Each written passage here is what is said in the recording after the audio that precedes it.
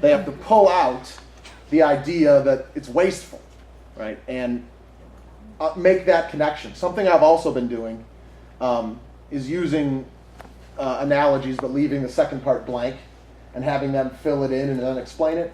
So they have to kind of create their own analogy. Something I know I don't have it on this presentation, but something I've used as an example before. And it was something that, as an 8th grade boy, I would have loved. This was Mr. Dreyer told me that they had a level 3 question on one of the football tests, and these kids were just jumping out of their skin to answer it. It was asking something about, why would you blitz on this down, with this distance to go? And I'm thinking, wow, I would be passionate about that answer at that age. It would make me go beyond just the facts of the game, where I knew that you needed to be inside the lines and it was 10 yards for a first down. I wanted to do more. And you see these kids on some of these questions. Like for example, last year when we first started doing this, I put this up a couple weeks before the test, not a couple days probably before the test, and just said, I'm just going to put this up here, and I want you to look at it and think about it, but don't say anything. Just kind of a preview to the test. And it went up there, and the kids were just like holding on to their desks like they wanted to say. They figured it out, and they wanted to share. You really see the passion in the kids when they're pushed like this. The ones that are ready to be pushed love to be pushed, and you can see how this requires more thought. Some kids, have trouble connecting with it, and the more we practice, the more they're going to get good at it. The more they're going to, be familiar with it and used to it. Can we go back and wait for the end for questions? No, Okay. So, during test time, are all students required to answer all levels, or only what they're, they kind of push to try and go above and beyond? All levels. All levels. They're nothing. We discussed this a lot and decided nothing's optional, and nothing's extra credit either. And we went to that first. We did. We sat there and we said, do we sit there and say, okay, look at it and decide if you're going to take an attempt at it or not? But we figure that some kids are going to read it and say, I'm done with the test. I just want to be done. Where those kids are the ones that really could answer that question really well. So we said, it's not optional. You have to do all of the tests. Mm-hmm. And we've seen really wonderful things come out of students that you sit there. I use analogies as well, and you sit there and you said, oh my, where did you came up with it, and it's just looking at all the different ways that these kids think. It's so exciting to see which kids stand up and which kids are ready for that level 3. Mm-hmm. I mean, overall, are all the teachers really buying into this? Or because it looks like it's obviously more work to grade, and you've got to take more time. But is everyone on board? Yeah, it's a process to go across and sit there and say, we really want to do this, and it's really important. But we definitely see a buy-in from teachers sitting there saying it's something to really look at and really get our kids excited about learning in a different way as well. Mm-hmm. The hardest part, in my mind, is making them. Yes. And then once you have them, they're not only assessments, they're teaching tools. And if you do it the right way, it makes teaching easier, in my mind. It's a good collaboration between teams. I know that I sit there and I bounce it off my team. Just sit there and I need a level 3 question. Let's come up with this one for social studies, and I bounce it off my team. Then I bounce it off. It's really a great way for collaboration between all of us as well.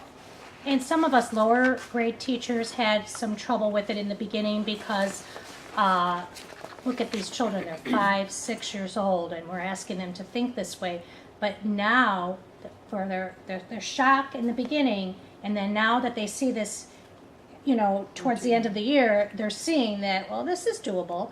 And I think changing the terminology for K through 2, saying a level 3 is now a DYB, meaning do your best, that helped a lot of the teachers, feel a little bit more comfortable. I can honestly tell you that I did in the beginning when my first level 3 question I put out there, I had a couple of 3rd graders that cried because they never experienced anything like that before. However, now they look at it, oh yeah, that's that hard one again. Yeah. So they're getting used to it. And I think, and we all feel very, very strongly that in time, that year after year, they're going to become very, very familiar with this. But we do still have a few outstanding issues. And the first one is grading.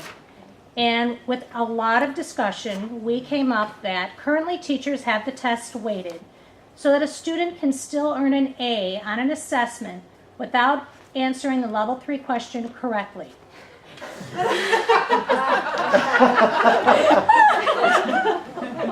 But this may change in the future. And that goes along with just familiarizing the students with this. Another outstanding issue is report cards. An action plan has been approved for revising the report cards so they will align with the mastery statements and outcomes, and a committee will be formed soon for that. Familiarity.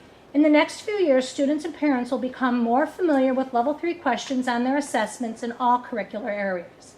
Grades preschool through 2 will call these questions do your best, DYB, and grades 3 through 8 will use the terms level 1, level 2, and level 3. Another issue is time. Other curriculum areas will be given ample time, as we were, in order to complete their level 3 assessments.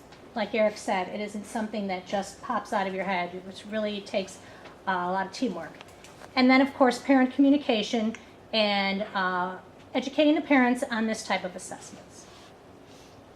Okay.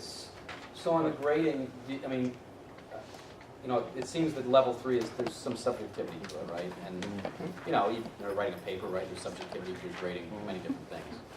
Is there a, you know, a difference between at least, you know, requiring the kid to take a crack at it? I mean, when you say you can still get an A without answering it correctly, if I don't answer it at all, I would think that that's, even if I didn't really get the point of the question, do we at least give some credit for, hey, I took a crack at it, I kind of missed the point, but at least I was willing to put something down. And comments like good try, I like the way you were thinking. I mean, you know, we really take the time to read these and try to, like you said, understand how they viewed it. In 4th grade, we actually do, say the level 3 is 2 points, let's say. One kid had almost got it, so they got 1 point out of the 2. So that kid gets a 98, while the kid that gets it gets 100. So we do look at it and say, now if you didn't get it at all, now you got a 0 on that whole section because you didn't try, you know. And we definitely can tell the kids who just go, we'll just slough this question off because I know I'm going to get an A. So we definitely look at that as well, based on, you know, what did this kid do? Did they try? Did they not try? What my experience has been is that these aren't the types of questions that kids don't want to try generally. They want to take a crack at it. Much more often you get kids that just are way off than kids who don't try. So, I mean, there'll be level 2s blank more often than level 3s. Yes.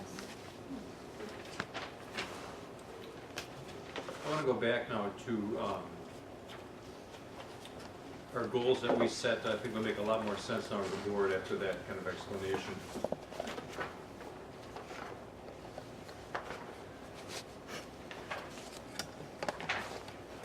Okay. A year ago last summer, each of the disciplines sat down and said, okay, given what we learned in each discipline, so this would be the math committee, the social studies committee, and their members, and they got feedback, say, what can we bite off this year? And those are basically reflected for language arts. They said we're going to revise assessments and implement lower class size, and you know, so there were various things that were done there. What you'll see there in each of these is that they're related to the task of developing either mastery statements and the assessments. And some committees got further than others. You know, math had a different kind of task this year because they were really involved with the selection of a new series. But you know, overall, you can see that we made progress. Where you see the not yets, the majority of those are fine-tuning these assessments.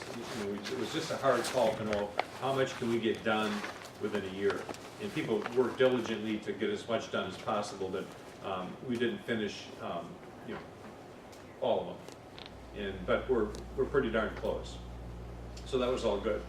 So that, again, now this year we'll use the same process. Is that in August each discipline looks and say, okay, let's see how far we've gotten and determine what we're going to bite off for this next year. Then we bring that all together as a curriculum council, and then we coordinate all of our work for the year.